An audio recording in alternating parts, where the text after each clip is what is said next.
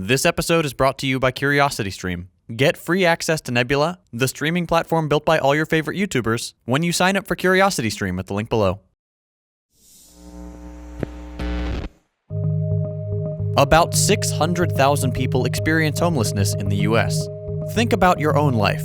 You might not be homeless, or necessarily even know someone who is or has been. But you certainly know someone paying too much for rent, someone having trouble finding a place to live, someone facing eviction. In other words, someone who could become homeless without much needing to go wrong. More and more Americans are joining this category every day. The truth is that in 95% of US counties, those who work a full-time minimum wage job cannot afford even a one-bedroom apartment. Change that to a two-bedroom, and the entire country becomes unaffordable. This situation is only getting worse. As a result of the pandemic, rising housing costs, wage stagnation, and the inadequate policies of our local and federal governments, the number of people experiencing homelessness and of people on the brink has been steadily growing for the past decade. That is, if you only look at the US. In this episode, we're looking at Finland's approach to homelessness, what Housing First is, and what it could mean for the American economy. In Finland, only about 5,000 people, 0.1% of the population, are homeless. And that's even with the broadest definition of what constitutes homelessness, which includes more than who you typically think of when you hear the term. The Finnish definition of homelessness goes beyond just those who are living on the street or in emergency accommodations like shelters. In some cities, like the country's capital Helsinki, no one sleeps on the street. That type of homelessness has been completely eliminated. Compare that to the US's nearly 600,000 homeless people, which is almost exclusively so-called rough sleepers, those who live on the street, and the problem starts to become apparent. What's more important, though, is that homelessness isn't just low in Finland, it's actively going down. Between 2010 and 2018, Finland enjoyed a massive 40% decline in the homelessness rate. If it sounds like we're cherry-picking data, even during the pandemic, which, let me remind you, has caused a massive surge of homelessness in the US, homelessness in Finland did not increase. So what happened? How is Finland so effectively reducing homelessness? In 2007, the Finnish government started a national Housing First program. Housing First is a philosophy that argues that to make progress on homelessness, particularly chronic homelessness, you need more than temporary emergency solutions. You need permanent housing right out the gate. In other words, housing is the starting point, not the end point. The way Housing First programs work is pretty simple. People experiencing homelessness receive independent housing immediately, without having to first fulfill mental health, sobriety, income, employment, or other requirements. Once they're housed, support services are offered, not imposed, and over time, the newly housed begin to finance part of the cost of their housing to the degree that they can afford it.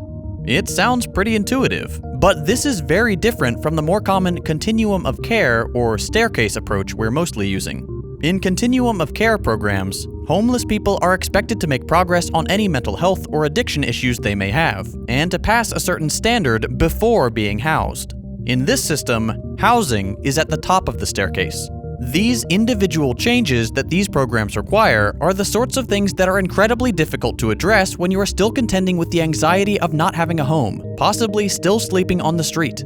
In these continuum of care programs, only once you have demonstrated some change, which we should keep in mind is incredibly difficult to achieve without housing stability, do these programs graduate you into housing arrangements, first shared housing, and slowly over time independent housing. To some, continuum of care approaches sound great. That is, in theory. They map onto our society's values of meritocracy, of security. Only those who are deserving get access to the prize of having a home. Under this mentality, if you don't have a home, it must be because you're just not good enough yet. Come back later. It should be obvious that these programs just don't work. Not only do they strip people of their agency and come with an enormous moral burden, but recidivism is high and a huge number of people don't make it into the program in the first place because of the high barrier to entry. Compare that to Housing First. In the initial study on Housing First, back in 2003, a randomized trial of the two approaches decidedly shows the strength of the new program. Around half of the initially homeless group were accepted into permanent housing, regardless of their eligibility according to other programs, and they were then offered tailored and optional care for their individual circumstances. The other half went through conventional channels, and at the end of the trial, the results were clear. The Housing First group spent more time in stable housing, less time hospitalized, and results carried over for longer than when homeless people went through the continuum of care path. Within just 6 months, Housing First had virtually eliminated homelessness in the experimental group. It was a massive success. That first study was in New York, and inspired by its promising results, the EU ran its own pilot programs in 5 European countries with the same outcome: secure, long-term housing stability. And now that it's become the official national policy of the Finnish government, we've seen just how much good this can achieve. It is abundantly clear that this approach works. Despite all of this, some of you might still be skeptical. Forget for a second that housing is a universal right we are all entitled to, that it is baked into the Universal Declaration of Human Rights, which the US has signed onto and agreed to provide in front of the entire international community.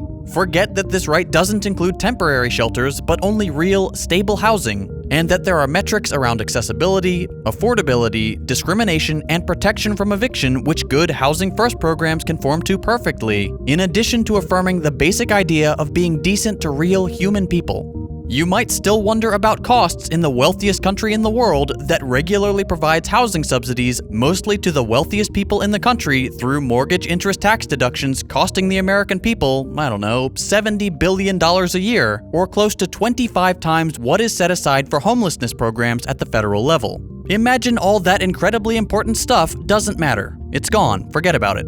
Housing First is still cheaper than not housing people or walking them through an ineffective continuum of care program. Not only are people housed through Housing First covering part of the cost and are more easily employed, but housing people saves money in the long term on comparatively costly emergency hospitalization bills and absurdly expensive policing, which both go down when 1. People's needs are taken care of preventatively, and 2. They aren't exposed to an expensive state apparatus that has criminalized existing without a house. Given all this evidence, you're probably wondering, why aren't we doing this? To be fair, there are some small-scale examples of this in the US. The US Department of Housing and Urban Development does fund certain homelessness programs, some of them with the Housing First methods. However, these programs are only robust in a few cities and states. But no matter the nature of the program, whether it's Housing First, continuum of care, or something else, funding is far too low.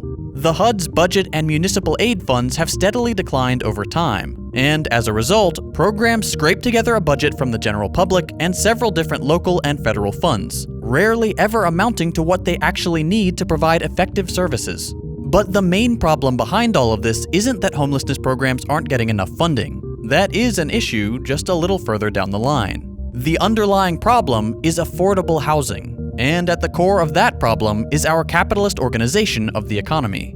Under a capitalist economy, housing isn't treated like the right it's considered to be by most nations, including, on paper, the United States. Instead, it's a commodity, something to be traded, speculated on, turned for a profit. That is the main goal of housing in a commodity market, not putting people in homes, making money. As a result, developers, investors, and the like don't focus their energy on housing the poor, from whom they can only extract so much, but rather on building luxury accommodations for the wealthy, leaving largely empty units across the country only rarely occupied, if at all, while people in desperate need of housing are refused access and subjected to a manufactured housing scarcity. On top of that, there is a very real incentive for capitalists to only partially resolve homelessness. The threat of losing the roof over your head keeps even the most exploited worker in a job they hate. Increasingly, that threat forces people into even more dire conditions as wages become less and less sufficient to cover housing costs, forcing people to take on several jobs and work untenable hours to avoid the possibility of eviction. It is not in the capitalist interest to remove that powerful, terrifying incentive. And here is where the Finnish success story may go beyond Housing First alone. Not only is Housing First doing a good job of taking people out of homelessness in a reliable way, but a social democratic organizing of the economy is limiting the extent to which people are likely to fall into it in the first place. It's still capitalism, so it still relies on somebody being exploited, in this case people in the global south, but at the very least, social democracy goes part of the way on neutering perverse capitalist incentives on continuing homelessness domestically. One key element of this is unionization. High unionization at 75% of the Finnish workforce, and therefore higher wages and higher job security than in freer markets, mean that as people exit homelessness, they are unlikely to be replaced or fall back into it themselves. American conservatives love to rail against Housing First, touting its failures to make significant changes in cities like Los Angeles, where homelessness has continued to rise despite Housing First programs taking root. What they conveniently forget to mention is that the continuum of care programs they prefer still deliver worse results. And the core issue of the skyrocketing housing prices in the free market is why people are even pushed out into homelessness in the first place. The thing is, it doesn't have to be this way. There are solutions to reduce the scale of this issue. Earlier this year, the Gravel Institute released a great video on one of these solutions, the decommodification of housing. I'll put a link to that video and all of the sources for this one in the description.